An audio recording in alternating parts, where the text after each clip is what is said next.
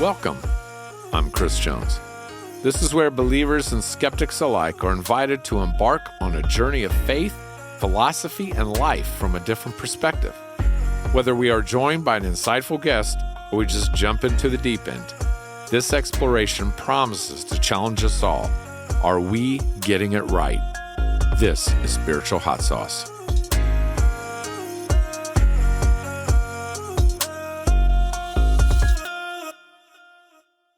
So last week we started a new series on good religion. And today we're going to continue that series from James chapter 1, exploring the only place in the Bible that uses the word religion in a positive context. And today we're going to be talking about wisdom and how it helps us navigate adversity. So just a quick recap. So who was James? James was the pastor of the Church of Jerusalem, ground zero for Christianity.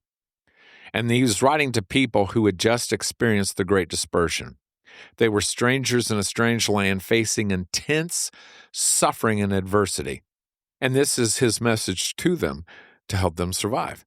Now, I also said that James chapter 1 can be broken out into 4 sections, which matches the 4 virtues of Stoicism, which James drew heavily from: courage, wisdom, discipline, and justice. But again, I want to reiterate that James chapter 1 isn't about Stoicism. It just draws from it. Now, in the first episode, we talked about courage, which comes from verses 2 through 4. And James says that as you're going through these storms in your life, to push in with courage and find hope in your faith, so you can make it through, to see past your immediate storm and look at the potential on the other side, but draw in on your faith. This also speaks to the compass that I talk about often, and this is east. And this is suffering and things that we can't control, but seeing them as having purpose. And that we see these storms of our lives, these identity-changing storms that are so fierce, that if we'll push in with our faith and see them as having purpose, it grows us and evolves us and helps us become more suited for these storms in our life. Not just the storm we're going through now, but future storms. It evolves us. And that our faith that produces hope is grown and defined in those storms, which is why we say it has purpose. But I think we've all seen these kind of storms. I mean, we've either been through them or we're going through them right now, or we're going to be going through them. I mean, this is just a part of being human and experiencing life. It is just what it is. So I think there is a tremendous amount of value for us today in what James is saying, that no matter what our paths are, we can take this information he's sharing and we can use it. So on this episode, I want to talk about wisdom, which is the second virtue of Stoicism. And this is verses 5 through 8 in James. This also talks about the compass. So if the first episode is east, this episode is west. And that is suffering and things we can't control. But these things have no purpose. We just need to figure them out and get through it, which is why we then use wisdom. Now, east represents the spiritual aspect. The west represents the science aspect. It's drawing on all things that we can. And James says in verse 5 through 8, if any of you lack wisdom, ask God, but ask in faith, and God will give it. I first want to point out that James doesn't say, ask God for answers. Ask God what you should do. James says, ask for wisdom. So James, all through this, is saying that our hand is always on the rudder of our life, that we are always in control, that we're never just giving it to God and letting him take over, that it is our hand on the rudder. And when he says, ask God for wisdom, he is talking about how we then use our judgment after we ascertain knowledge and things we need to know so we can make the correct decision on how to move forward and get the best results. James goes on to say at the end of those verses that if any of you don't ask in faith, You'll be like the waves just tossed to and fro. What does he mean? So let me give you an example. I knew a person, and I had kind of a front row seat to this, and she was going through some very difficult times in her life. She was going through a storm, and she had came up with a solution. However, she had no confidence in herself, in her own wisdom. So what she did was she started polling everybody else and asking them to use their wisdom, even if they were strangers and she just met them. She started asking them, what would you do? And she came up with the average answer. And then what she did was she disregarded the solution she came up with, and she used what the average answer was she got from everybody else, which means she ended up with a very average result. I think if she would have kept her original solution, she would have got a much better result. I mean, keep in mind that if you want to get the best results that are above the average, then you're going to have to use some wisdom that isn't average. See, knowledge is easier, cheaper, and quicker to get than a cup of coffee. But wisdom, man, that's rare. So what James is saying, you pray in faith to God for wisdom so you have confidence. And then rather than going and asking other people, what would you do, asking them to use their wisdom, you go around and find out who knows about that situation, that storm, who's been through it before, and what they know. And now you take the knowledge that you gather, and then you make a decision that's based on wisdom of the best way to navigate the storm. And James is saying, if you will do this, your results will be above the average.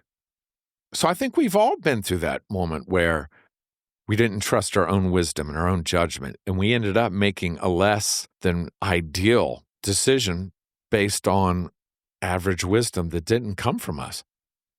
So I think we have to ask ourselves, what is it that robs us of our confidence and causes us to question our own wisdom? And I think if we're being honest, we all can relate to the answer. The answer is our emotions. Now, I've always said, dealing with our compass, that emotions want immediate gratification. They don't understand long-term investment of behaviors.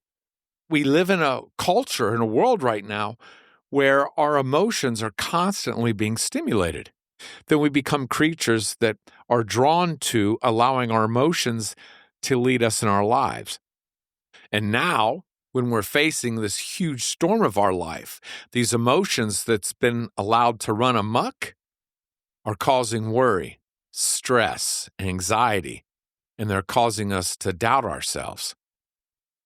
And again, emotions don't understand long-term investment of behaviors, doing hard things in difficult times to get to a better place.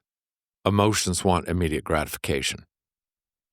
So what can we do to have better balance of our emotions and kind of wrangle them in where we can center and focus from our cardia that we talk about, our heart, our essence, from our will? We can make a decision from wisdom of how we move forward and control our emotions. So let's start by talking about things we need to stop doing. So number one, we need to train our emotions rather than our emotions training us. I think sometimes we start to worry in these times, and we allow the worry to take over, and we allow it to turn into anxiety, and we allow it to cripple us where we're afraid to make a decision, and then fear starts growing, and that's when we start losing our confidence. We need to get up and do something different and break it, because I think what happens is we train our mind that in those difficult times, in the tough times of our life, we train our mind to go to the worry because we allow the worry to surface and we give it a platform, we give it place and a home. And now your mind is trained. Anytime that there's any kind of difficulties, you're going to experience worry, stress, anxiety, and fear because you've allowed your mind to be trained with it. We have to break that cycle and get to something different. I think the second thing we need to stop doing is quit using emotions to counteract or control other emotions.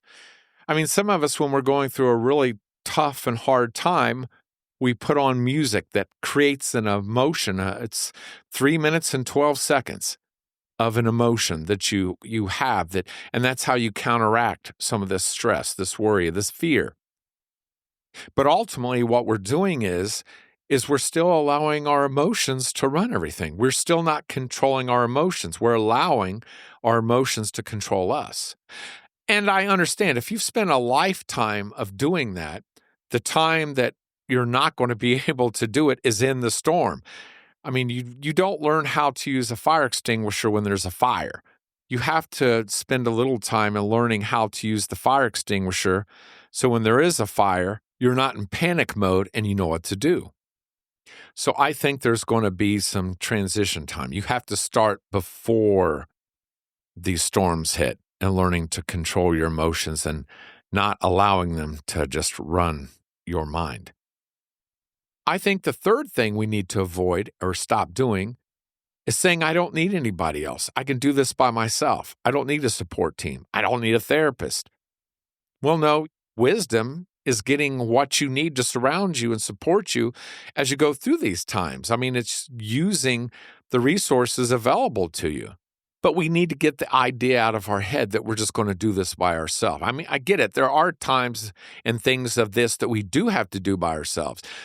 But putting together a good support team is critical to being successful. Now, let's talk about the things that we need to start doing as we go through this. Number one, get a therapist. And it's not just any therapist. You might have to go through a few therapists before you find the right person that's helping you get to where you need to be. Again, it's your hand on the rudder. You have to make the choices. You have to make the decisions and navigate this. So get the right therapist that can help you do that. The second thing is meditation. What it does is it kind of defrags your mind. Neuroscience tells us it's extraordinarily healthy for us. Just starting out 10 to 12 minutes a day will increase your sleep, give you better sleep, increase your mental health, give you better focus, give you better clarity in these times. It's a part of training your mind and your body. And if some of you already meditate, but you use background music to help set the mood, again, we probably don't need to do that. We probably need to get out all stimulants of our emotions, get those out. Music's definitely one of those things. We need to learn to sit in silence and just with our breath, connect our mind, our body, and our soul all together where we are more centered.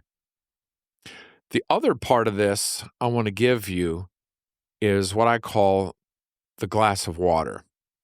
The glass of water is extraordinarily helpful. And what you do is this. You live in the moment through this whole situation. You don't allow yourself any external stimulation. In other words, keep your emotions under control. You're going to manage them completely through this. You're not allowing yourself to feel any emotions. Again, this isn't about permanence. This is just about this exercise. The second thing you're going to do is clear your mind of any thoughts. Then you're going to focus with everything in your being and being in the moment of how you're sitting, your posture, how you're grabbing the bottle and untwisting the lid. How many fingers are you holding it with? How tight are you holding the bottle? Being very meticulous and very focused and everything in you, as this is the most important thing you are doing without any emotions or any thoughts. Just in this moment. Be very careful and meticulous about where you sit the glass and how you pour the water. You're going to go through this exercise and you're going to have this glass of water focusing on doing this. Again, no music, no external stimulation. Turn your phone off. You're just going to be in this moment performing this. Now, again, you're probably not going to get very far in it, but over time, you're going to get better and better and better. And now, when the storm hits and you need to use great wisdom, instead of pushing with your emotions or listening to music or getting lost in fear, you're simply going to go sit down and have a glass of water and focus. And then you'll go through all of the knowledge and the facts, and you'll use wisdom in how you choose to move forward. The last thing that you should do is prayer. Prayer is extraordinarily powerful. Neuroscience will also tell you that prayer has fantastic benefits. But I think most of us in this situation specifically, we pray wrong because we go to God in our place of prayer. I would call it the holy place. And we pray at God. And God, give me this. God, get me out of this. God, do this for me. God, please do this, and this. I think there's a better way to pray. May I suggest the next time you pray, rather than go to God with a list of things you want, go to God with a list of things that you are thankful for. Use gratitude. Thank God for all of the good things in your life. Take time to make a list and reflect and truly come up with the things that you should be grateful for. And then spend your time in prayer in true gratitude, being thankful. And then ask God for wisdom. And now, when you go to make those decisions, you're no longer in fear or anxiety and worry, but you're in a different mindset. I know these things sound hard as daily practices, and they can be. And that's because they do require us to put in effort. But again, I want to tell you, the time to learn how to use a fire extinguisher is not during a fire. Now, some of us hear this and we say, I don't need the West. I don't need the science aspect of this. All I need is East, the spiritual aspect of this. If you only use East, you're only going to spin in circles and you're not going to get anywhere. But now the same thing can be said for West. If you say, I don't need the spiritual side, I just need science and wisdom. Well, now you're going to spin in a circle and you're not going to get anywhere.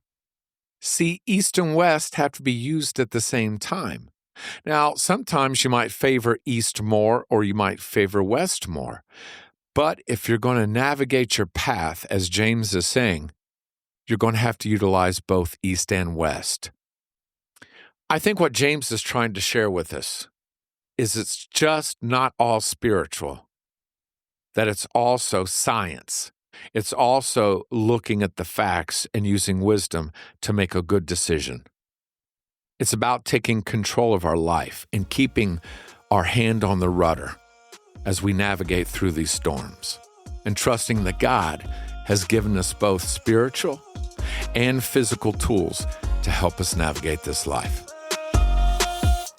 Thanks for joining me here on Spiritual Hot Sauce. I'd love to hear from you, so please reach out with questions, comments, and/or concerns. And don't forget to like, subscribe, and review us. You can follow us on Facebook for updates and information.